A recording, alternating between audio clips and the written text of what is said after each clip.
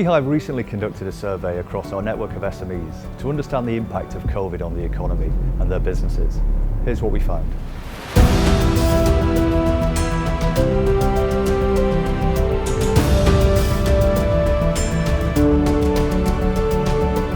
Over the last few months we've introduced more and more office time, so we have a fairly healthy mix between staff working from home and staff working in the office. We've seen huge announcements from big techs, from banks, from the capital markets, where companies have come out to say we are never going back to the rigid old way of doing business, and that flexibility of the workforce is going to be part of our life forever.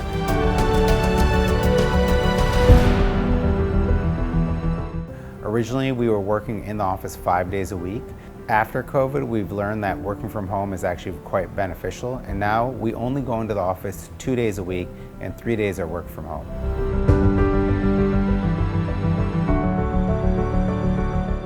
What we have done is made sure that we don't suffer from video conferencing fatigue. We've been able to provide staff with the time to switch off when need be.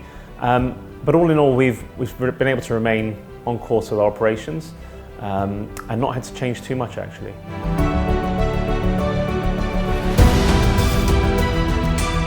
We no longer meet physically unless it is of utmost importance, and we have pretty much both internally as well as with our clients moved completely to an online business model. What we have seen is that in terms of productivity, it has increased from our side.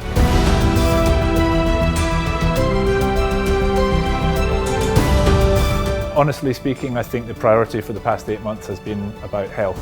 It's been people focusing on protecting themselves, protecting their families, protecting their colleagues. I think people will still see the priority in the coming 6-12 months as A, the health crisis, protecting themselves and their families and their colleagues, and B, their business, the cash flow, managing their costs and finding new sources of revenues.